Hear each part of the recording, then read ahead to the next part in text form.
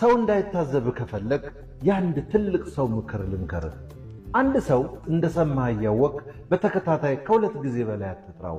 መልስ ካልሰጠህ ምናልባት የሆነ እየሰራ ያለው ነገር ሊኖር ስሙት በደንብ ወይም በራሱ ምክንያት መልስ ሊሰጥ እንዳልፈለገ ይግባህ።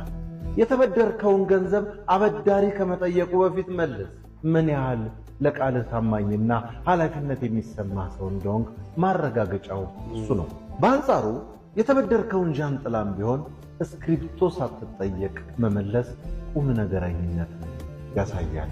ማንም ሰው ሊጋብዝህ ወደ ሆቴል ቢወስድህ ከሜኑ ውስጥ ውድ ዋጋ የሚያወጣውን ምግብ አትዘዝ። ሰዎች ምን ደግ ቢሆኑ ይሉኝታ የሌለው ሰውን መታዘባቸው እንደማይመቻቸው ማንንም ሰው ለምን እስካሁን አላገባህም አላገባሽም አይነት የግል ጥያቄዎችን አትጠይቅ። ወይም ለምን ልጅ አልወለድክም አልወለድሽም አትበል። የእነርሱ እንጂ አንተ ጉዳይ አይደለም። እንዲህ አይነት ጥያቄ ሰዎችን ያሳቅቃል።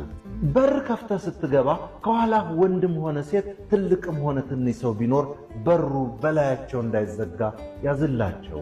ለሰዎች ትህትና ማሳየት አንተን ያስከብር ይሆናል እንጂ ትንሽ አያደርግህም። ከጓደኛ ጋር ታክሲ ተሳፍረህ ስትሄድ እሱ ከከፈለ ሌላ ቀን ደግሞ ራስህ ክፈል። ፈቅዶ ካልሆነ በቀር በይሉኝታ ማንም ሰው ያንተን ወጪ መክፈል ግዴታ የለበትም። ሁሌም እኔ ብቻ ልክ ነኝ አትበል።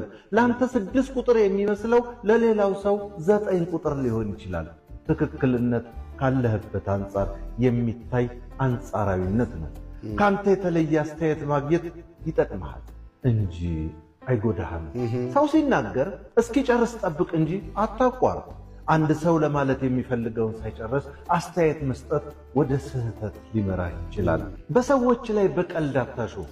በተለይ ሹፈቱን ካልወደዱት ወዲያውኑ አቁም። እንዲህ ያለውን ነገር አለመድገም ለሰዎች ስሜት ምን ያህል እንደምትጠነቀቅ ማሳያ ነው። ሁሌም ሰዎች በጥያቄ መሰረት ከረዱ በኋላ አመሰግናለሁ ማለት ይልመድብህ። ሰዎችን በአደባባይ አመስግን።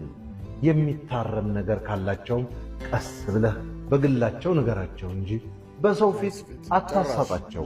ለመሻሻል የሚጠቅማቸው ይህንን ማድረግህ ነው። ማንንም ሰው ክብደቱን በተመለከተ አስተያየት አትስጥ። ምናልባት ጥሩ ለብሶ ወይም ለብሳ ካየህ ዛሬ ዘንጠሃል ወይም በጣም ታምሪያለሽ ብቻ በል። ሰዎች ስለ ውፍረታቸውና ስለ ቅጥነታቸው ከፈለጉ ራሳቸው ይናገሩ እንጂ ያንተ አስተያየት ሊያበሳጫቸው ይችላል። ሰዎች በስልካቸው ላይ ፎቶ እንድታይ ሲሰጡ ያሳዩህን ብቻ አይተህ መልስ። ሳይፈቀድልህ ወደ ቀጣዩ ፎቶ አትሂድ።